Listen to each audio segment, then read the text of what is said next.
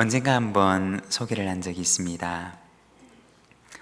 하나님은 노라고 말씀하셨다 라는 제목의 글입니다. 제가 한번 읽어드리면,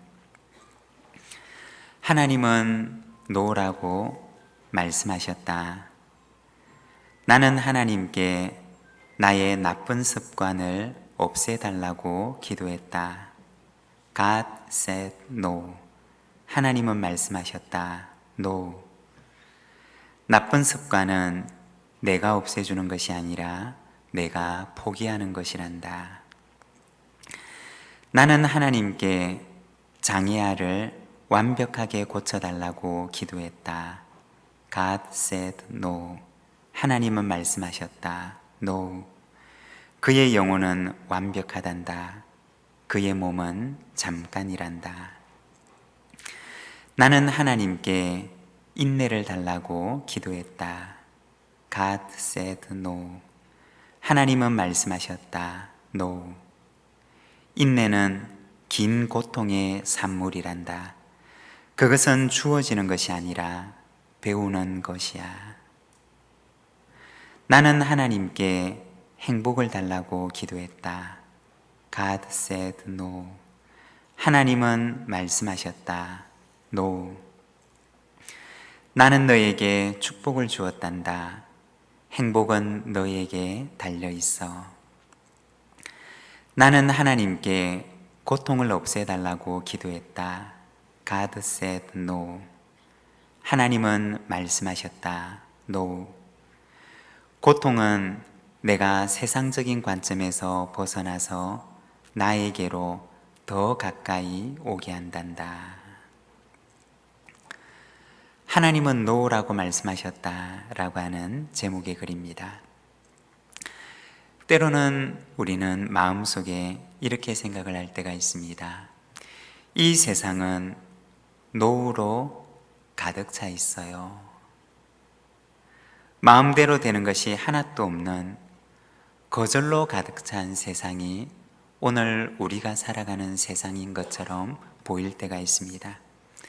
하지만 그 노라고 하는 답변마저도 사실은 우리를 향한 하나님의 사랑의 선물임을 성경은 우리에게 말씀을 합니다. 여러분, 하나님 없는 눈으로 세상을 보게 되면 이 세상은 거절과 부정과 실망과 절망스러운 일들로 가득 차 있는 것처럼 보일는지 모릅니다. 그렇지만 성경은 우리에게 말씀하십니다. 알고 보면 그것도 하나님의 좋은 선물일 수가 있습니다.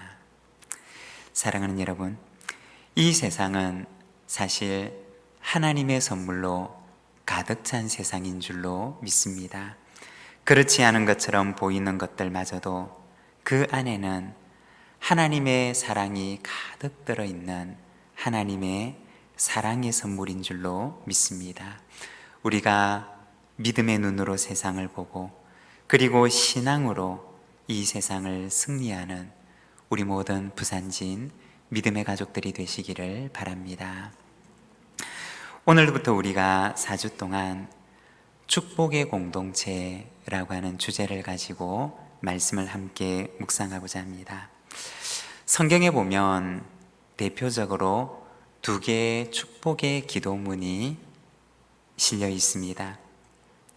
오늘 우리가 읽었던 고린도후서 13장은 바울의 축복의 기도가 실려 있고, 그리고 민수기 6장에 보면 아론의 축복의 기도가 실려 있습니다. 교회에서는 고린도후서 13장에 나와 있는 이 바울의 축복의 기도문으로 언제나 예배를 마치면서 교회 공동체를 축복합니다. 그렇지만 때로는 민수기 6장에 나와 있는 아론의 축복의 기도문을 가지고 축복의 기도를 하기도 합니다.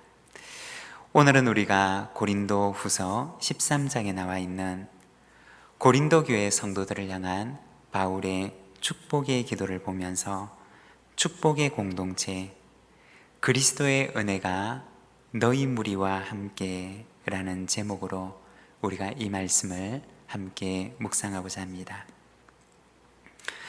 먼저 우리가 고린도 교회에 대해서 잠시 생각을 해보면, 여러분, 고린도 교회는 어떤 교회였을까요?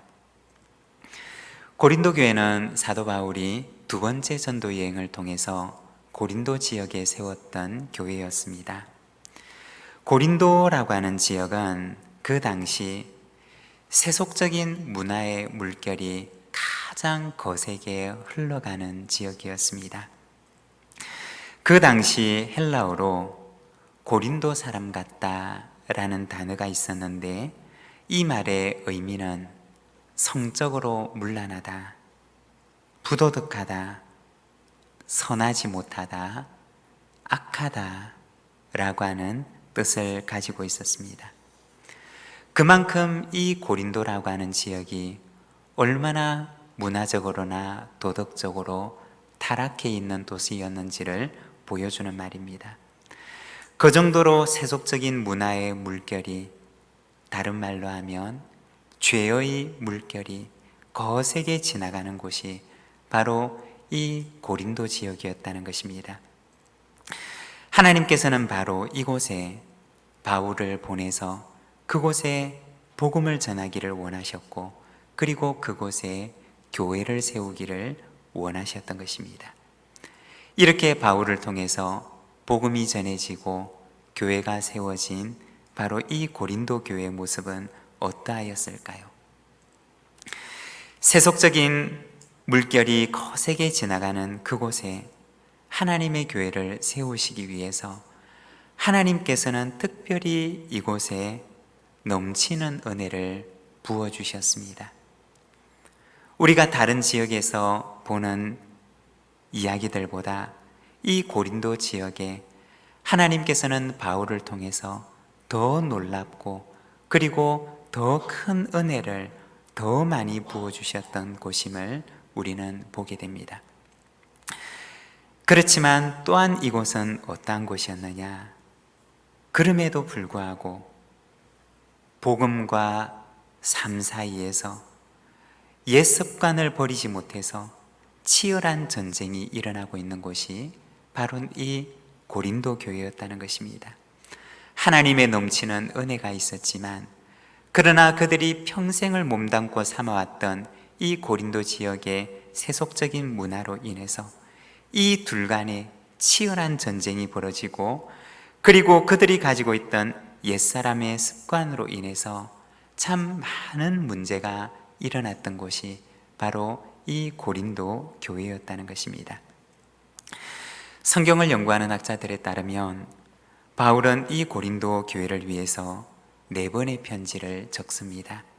그리고 오늘 우리가 읽었던 이 고린도 후서의 말씀은 바로 바울의 4번째 편지에 해당되는 말씀입니다. 11절과 12절의 말씀을 보면 사도 바울은 고린도 교회 성도들을 향하여서 이렇게 권면을 합니다. 마지막으로 말하노니 형제들아, 기뻐하라. 온전하게 되며 위로를 받으며 마음을 같이하여 평안할지어다. 또 사랑과 평강의 하나님이 너희와 함께 계시리라. 거룩하게 입맞춤으로 서로 문안하라. 모든 성도가 너희에게 문안하느니라. 바울은 고린도 교회 성도들에게 편지를 하면서 그 마지막에 기뻐하라, 온전하라, 위로를 받으라, 마음을 같이하라, 평안하라고 편지를 합니다.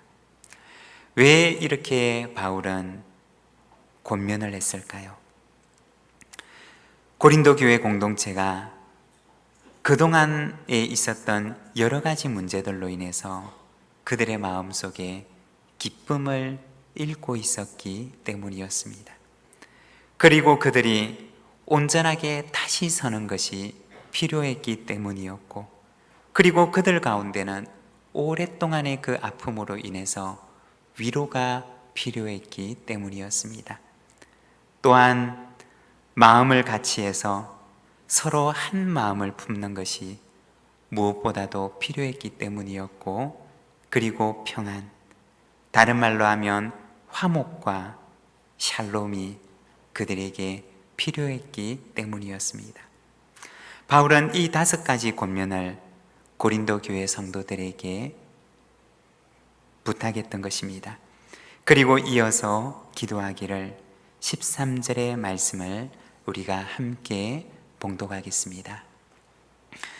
주 예수 그리스도의 은혜와 하나님의 사랑과 성령의 교통하심이 너희 무리와 함께 있을지어다. 아멘. 그리스도의 은혜와 하나님의 사랑과 성령의 교통하심이 고린도 교회 모든 성도들 가운데 함께 있기를 기도했던 것입니다. 오늘은 우리가 이 가운데 그리스도의 은혜에 대해서 함께 묵상을 하고자 합니다. 여러분, 은혜란 무엇일까요? 은혜란 어떠한 것일까요? 먼저 첫 번째로 은혜라고 하는 것은 자격 없는 자에게 주어진 선물입니다. 은혜라고 하는 말은 원어 성경에서는 카리스라고 하는 단어를 사용합니다. 그리고 이 말은 은혜, 친절함, 호의라고 하는 뜻을 가지고 있습니다. 그리고 또 이 말은 선물이라고 하는 뜻을 함께 가지고 있습니다. 은혜라고 하는 것은 무엇이냐? 바로 하나님의 선물이라는 것입니다. 그런데 이 선물은 받을 자격이 없는 사람에게 주어진 선물이라는 것입니다. 상대방이 이것을 받을 자격이 있어서 받을 자격이 있는 사람에게 주어진 상과 같은 것이 아니라, 은혜라고 하는 것은 받을 자격이 없는 사람에게 주어진 선물이라는 것입니다. 우리가 성경을 보게 되면 사실은 성경은 이와 같은 은혜의 이야기들을 기록하고 있습니다. 받을 자격이 없는 사람에게 선물 같은 사랑을 베풀어 주신 하나님의 은혜의 이야기가 바로 우리가 읽고 있는 이 성경 가운데 가득 차 있는 이야기라는 것입니다. 하나님께 불순종을 하고 에덴 동산에서 쫓겨나는 아담과 하와에게 하나님께서 가죽옷을 지어 입히시는 사랑과 긍휼의 이야기가 바로 이 성경 속에는 담겨 있습니다. 마음에 생각하는 것이 어려서부터 악함을 하시고 땅에 사람을 지으셨음을 후회하시는 노아 시대에 심판의 홍수로부터 방주를 통해서 노아의 가족을 구원하시는 사랑과 구원의 이야기가 바로 이 성경 가운데는 기록되어 있습니다. 온 세상을 구원하실 소망을 가지고 아브라함을 택하시고 그 구원의 서막을 열어가시는 하나님의 구원의 이야기가 또한 이 성경 가운데는 기록되어 있습니다. 이 모든 사람들이 다 자격이 있었던 사람들이었느냐? 그렇지 않았다는 것입니다. 모두가 한결같이 자격 없는 시대에 자격 없는 사람들이었지만, 그러나 하나님께서는 이들에게 선물 같은 사랑을 허락하셨다는 것입니다. 이것이 바로 은혜라는 것입니다. 오늘 우리가 살아가는 이 세상에서는 이와 같은 은혜를 가리켜서 난센스, 사리에 맞지 않은 비논리적인, 대차대조표가 맞지 않은 이야기라고 말합니다. 이 세상에서는 이해할 수 없는 것이 바로 은혜의 사건이라는 것입니다. 하나님께서 아무리 우리에게 이와 같은 은혜를 베풀어 주셨다고 이야기하지만, 그러나 세상은 하나님을 향하여서 그것은 난센스입니다. 그것은 비논리적인 이야기입니다. 그것은 우리가 받아들일 수 없는 믿지 못할 이야기입니다 라고 말합니다. 그러나 여러분, 그것이 바로 세상이 믿지 못할 이야기라고 하는 그것이 바로 하나님께서 우리를 대하셨던 방식이라는 것입니다. 누가복음 15장에 보면 탕자의 이야기가 나옵니다. 아버지의 집을 떠나서 아버지의 그 사랑을 던져버리고 떠나버린 바로 집을 나간 아들의 이야기가 나옵니다. 또한 누가복음 15장에는 99마리의 양을 산에 두고 길 잃은 한 마리 양을 찾아 나서는 목자의 이야기를 우리에게 들려줍니다. 그리고 예수님께서는 이것이 바로 하나님 나라에서 일어나는 일임을 제자들에게 말씀해 주셨습니다. 예수님께서 들려주셨던 그 모든 이야기들도 역시 모두 다 상식에 맞지 않는 이야기였습니다. 비논리적인 이야기였고 세상 사람들이 말하는 난센스와 같은 이야기였습니다. 그러나 하나님께서는 우리를 대하실 때 바로 그렇게 대하셨다는 것입니다. 바울은 기도하기를 그리스도의 은혜가 너희 무리와 함께 있을지어다라고 기도를 합니다. 사랑하는 여러분, 그리스도의 은혜에 대한 감격이 오늘 우리 가운데도 가득하기를 소망합니다. 세상 사람들은 믿을 수 없는 이야기라고 얘기를 하고 세상 사람들은 받아들일 수 없는 비논리적인 이야기라고 얘기하지만 그러나 하나님께서 우리를 대하셨던 그 은혜를 기억하며 그 감격 속에 살아가는 우리 부산진 모든 믿음의 가족들이 되시기를 바랍니다. 그리고 은혜란 무엇이냐? 두 번째, 값없이 주어진 선물입니다. 은혜라고 하는 말 속에는 값없이라고 하는 의미가 포함되어 있습니다. 은혜라고 하는 말과 가장 가까운 구약의 단어를 하나 꼽으라고 한다면 그것은 헤세드라고 하는 말입니다. 이 헤세드라고 하는 말은 구약 성경에서는 사랑 혹은 은혜라고 하는 말로 번역이 되어 있습니다. 이 헤세드의 사랑, 헤세드의 은혜가 가장 잘 나타나 있는 구약 성경 중에 하나가 바로 룻기입니다. 우리가 룻기 말씀을 보게 되면 이 룻기는 헤세드의 사랑과 은혜를 실천하는 언약의 백성들의 모습을 보여주고 있습니다. 시어머니 나오미는 룻을 향해서 헤세드의 사랑을 보여주면서 며느리에게 자기를 떠나라고 놓아 보내줍니다. 그렇지만 룻은 헤세드의 사랑을 실천하면서 끝까지 그 시어머니 곁에 남아서 그 시어머니를 돌봅니다. 또한 보아스는 그 당시에는 거의 지켜지지 않았던 기업을 무르는 율법을 지킴으로써 나오미와 룻의 잃어버린 기업에 대한 권리를 되찾아줍니다. 이처럼 헤세드라고 하는 말 속에는 값없이 주어진 선물이라고 하는 의미가 포함되어 있습니다. 잃어버린 기업의 권리를 되찾기 위해서 아무것도 할 수가 없는 나오미와 룻을 위해서 보아스는 헤세드의 사랑으로 값없이 그들의 기업의 권리를 되찾아 주었던 것입니다. 보아스는 나오미와 룻에게 그 기업을 되찾아 주기 위해서는 참 많은 비용을 치러야 했습니다. 그렇지만 나오미와 룻은 보아스가 베풀어 주었던 그 은혜로 인해서 값없이 기업을 되찾게 되었던 것입니다.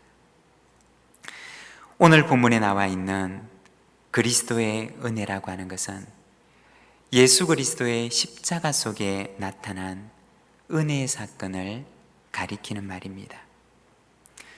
우리는 나오미와 룻처럼 값없이 그 은혜를 받았지만, 그러나 그리스도께서는 우리에게 은혜를 주시기 위해서 참 많은 대가를 치러야 했던 것입니다. 여러분, 교회는 어떤 곳일까요? 룻과 나오미가 보아스로부터 아무런 값없이 잃어버린 기업을 되찾았던 것처럼, 아무런 값없이 예수 그리스도의 은혜로 잃어버린 하나님 나라의 권리를 되찾은 사람들의 모임이 바로 교회라는 것입니다. 그리고 교회는 어떠한 곳이 되어야 될까요? 거저받은 구원의 은혜에 대한 감사와 감격이 가득 넘치는 곳이 되어야 한다는 것입니다. 그리스도께로부터 받은 은혜에 대한 감사와 감격이 넘쳐서 내 곁에 있는 이들에게도 그 은혜를 나누어 주는 곳, 그곳이 바로 교회의 모습입니다. 바울은 고린도 교회가 그와 같은 은혜의 공동체가 되기를 원했던 것입니다. 고린도 교회 가운데도 이와 같은 그리스도께서 베풀어 주신 그 은혜에 대한 감사와 감격이 풍성하게 넘쳐나는 교회가 되기를 원했던 것입니다. 그리고 그 감사와 감격을 그 곁에 있는 사람에게도 흘려보내주는 은혜의 공동체가 되기를 원했던 것입니다. 사랑하는 여러분, 우리 부산지인교회 가운데도 이와 같은 은혜가 가득 흘러나게 되기를 소망합니다. 하나님께서 내게 주신 은혜가 넘쳐서 하나님께서 내게 주신 그 은혜에 대한 감사와 감격이 넘쳐서 그 은혜를 내 곁에 있는 사람에게도 흘려보내주는 그러한 감사의 공동체, 감격의 공동체, 은혜의 공동체가 되는 우리 부산진 모든 믿음의 가족들의 삶이 되시기를 바랍니다. 그리고 세 번째, 은혜라고 하는 것은 값진 선물을 의미합니다. 은혜라고 하는 말 속에는 그것이 좋은 것이다 라고 하는 의미가 포함되어 있습니다. 만일 내가 누군가로부터 선물을 받았는데 그것이 나를 기쁘게 하고 유익하게 하는 것이 아니라 나를 해롭게 하고 내 마음을 괴롭히는 것이라면 우리는 그것을 가지고 선물이라고 이야기할 수가 없을 것입니다. 선물이라고 하는 그 말 속에는 그것이 좋은 것이다 라고 하는 의미가 포함되어 있습니다. 하나님께서 우리에게 주신 은혜라고 하는 것은 그 안에 좋은 것이 담겨져 있는 좋은 선물이라고 하는 의미가 포함되어 있습니다. 하나님께서는 우리의 인생 가운데 언제나 참 좋은 선물을 주시는 분이라는 것입니다. 여러분, 하나님께서는 우리의 인생 가운데 좋은 것을 허락해 주시는 은혜의 하나님이심을 믿습니다. 때로는 선물이 아닌 것 같은 것이 나의 삶의 문 앞에 놓여 있는 것처럼 여겨질 때도 있습니다. 나를 기쁘게 하는 것이 아니라 슬프게 하고 괴롭게 하는 상자가 우리 집 문 앞에 놓여 있는 것처럼 여겨질 때도 있습니다. 만일 우리가 그것을 보았을 때 하나님 없는 눈으로 보았더라면 아마 우리의 마음속에도 역시 그렇게 생각했을 것입니다. 그렇지만 신앙의 눈으로 그 상자를 열어보게 되면 그 안에는 하나님의 좋은 선물이 가득한 하나님의 사랑의 상자임을 우리는 알게 되는 것입니다. 사랑하는 여러분, 하나님께서는 우리의 삶 속에 언제나 좋은 것을 허락해 주시는 분인 줄로 믿습니다. 비록 하나님께서 우리에게 노라고 말씀하시는 것처럼 여겨지는 그 순간조차도 하나님께서는 그 안에 당신의 사랑의 선물을 담뿍 담아서 우리의 문 앞에 놓아두시는 사랑의 하나님이심을 믿습니다. 사랑하는 여러분, 교회는 어떤 곳일까요? 교회는 은혜의 공동체입니다. 바울이 고린도 교회 성도들을 향해서 그리스도의 은혜가 가득한 은혜의 공동체가 되기를 축복합니다. 자격이 없는 자에게 베풀어 주시는 하나님의 선물을 우리도 이 세상을 향하여서 전해주는 은혜의 공동체가 되는 우리 부산진 모든 믿음의 가족들의 삶이 되시기를 바랍니다. 오늘 우리에게 주신 말씀을 생각하면서 우리 함께 기도하기를 원합니다. 우리에게 베풀어 주신 하나님의 은혜를 기억하고 그리고 그 은혜의 선물을 우리도 내 곁에 있는 사람에게 흘려보내주는 은혜의 교회, 은혜의 공동체로 살아가게 하옵소서. 우리 함께 기도하겠습니다.